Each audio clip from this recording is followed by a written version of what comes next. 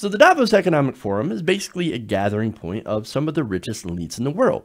Now they get together to talk about how they basically have more money than you and think they're smarter than you, and come up with philanthropic policies and things like that to try to help widening inequality. But there's one thing that seems to be missing in a lot of their conversations, and there was an attendee, one who was on a panel, who noticed and decided he was going to say something. Now that man is Rutger Bregman. Bregman. Rutger Bregman. Now, he is a Dutch historian and author of a book, Utopia for Realists. Now, he was on a panel last week called The Cost of Inequality. And when he was on that panel, he had this to say about what was missing in the conversation. I hear people talk in the language of participation and justice and equality and transparency. But then, I mean, almost no one raises the real issue of tax avoidance, right? And of the rich just not paying their fair share. I mean, it feels like I'm at a firefighters conference and no one's allowed to speak about water. I mean, 10 years ago, the World Economic Forum asked the question, what must industry do to prevent a broad social backlash? The answer is very simple. Just stop talking about philanthropy and start talking about taxes. Taxes. We need to, I mean, just 2 days ago, there was a billionaire in here, what's his name? Michael Dell. And he asked the question like, name me one country where a top marginal tax rate of 70% has actually worked. And, you know, I'm a historian. The United States, that's where it has actually worked. In the 1950s, during Republican President Eisenhower, you know, the war veteran, the top marginal tax rate in the US was 91% for people like Michael Dell. You know, the top estate tax for people like Michael Dell was more than 70%. I mean, this is not rocket science. I mean, we can talk for a very long time about all these stupid philanthropy schemes. We can invite Bono once more, but come on, we got to be talking about taxes. Yeah, exactly. That's it. Taxes, taxes, taxes. All the rest is bullshit, in my opinion. Oh, damn, I love that. So, no, he's absolutely right. We've got to talk about taxes. And I love how there's people, for example, Howard Schultz. Howard Schultz is like, we can't do a 70% marginal tax rate. That's insane. It's un-American. It's never happened. And then as he pointed out, the billionaire on the panel asked, well, look, when have we ever done this? It's funny, all these billionaires have no idea the history of the United States. How we did actually have super progressive, super high tax rates, marginal of course, on the wealthy. And that, no, it didn't take all of their income. Yes, it led to investment, and it happened during one of the most prosperous times in U.S. history. They ignore that because what they've done is that they've internalized Republican propaganda.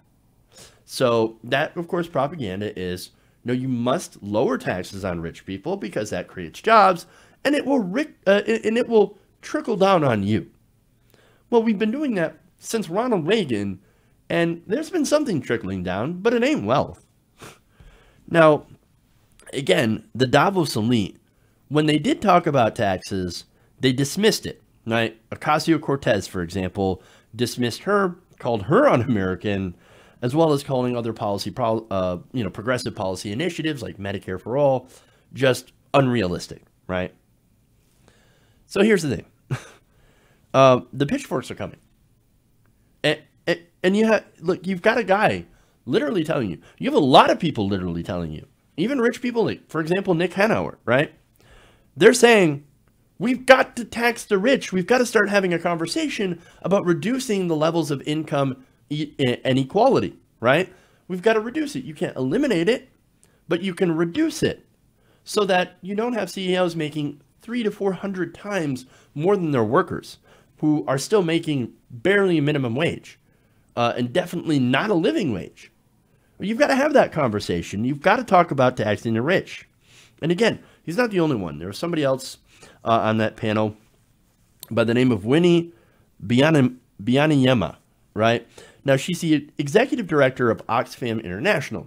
And she said this, quote, "We have a tax system that leaks so much that allows $170 billion of money every year to be taken to tax havens and to be denied the developing countries that need the money most. So we have to look at the business model, and we have to look at the role of governments to tax and plow back money into people's lives. And right now, what we have is policy that concentrates that wealth right at the top. I mean, you can look at the Trump tax cuts as a great example of what not to do, right?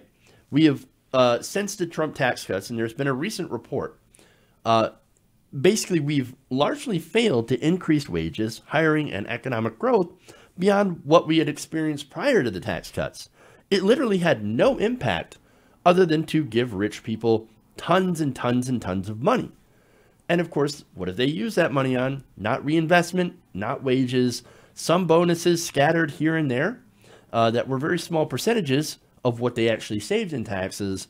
And mostly they have funneled that money into stock buybacks, which is directly linked with executive compensation. So congratulations, they have given themselves more money. Yay. Yay for them, right? Look, tax cuts for the rich, I don't know how many times I have to say it, do not equal economic growth. We've got to institute fair taxation on the wealthy, and yes, do policies that encourage redistribution. Redistributive policy that actually takes that money and gives it back and is used to help society. Things like education, single-payer healthcare, and infrastructure. And look, the pitchforks, if we don't do that, they are coming, and it's not a threat, right? It's not a threat. You can just go and look at the history. I know you billionaires, you're not great at history, as obviously you don't understand or you don't know that in the past, in America, we had tax rates of up to 92% under Republican presidents. And everything went incredibly well for the economy. But we've also had times where the pitchforks did come out. And I'm trying to prevent that. I'm trying to stop that from happening. And there's going to be a time here in America, again, where there will be no more wealth that can be extracted from the people at the bottom. When that happens, look, you don't have to be a historian to realize what happens when poor people have been pushed to the brink.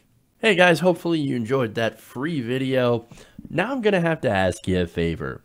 Between the demonetization and the YouTube algorithm messing around with view counts, etc., we're having a hard time adjusting to the new YouTube reality, which is where you guys come in. See, we have a Patreon, patreon.com/TYTNation, set up to help us rely on you guys, the viewers, instead of big corporate ads. Look, you know the show. You know I'm not in favor of big corporations anyway. So help us transition away from relying on the ad model to pay the bills and sign up to be a patron, patreon.com/TYTNation. That goes a long way to help us keep the lights on. And you guys will know that you're supporting independent, progressive media.